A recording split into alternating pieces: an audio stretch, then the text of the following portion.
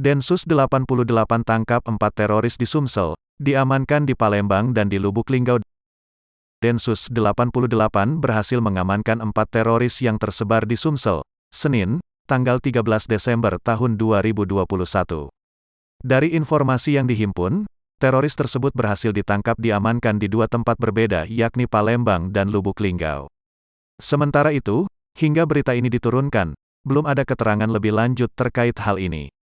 Kapolda Sumsel, Irjen Pol Tony Harmanto saat dikonfirmasi mengatakan, masih mendalami hal tersebut. Masih dalam pengembangan, singkatnya. Tribunsumsel.com masih mencari informasi terkait hal ini. Jangan lupa subscribe, share, komen, dan like ya!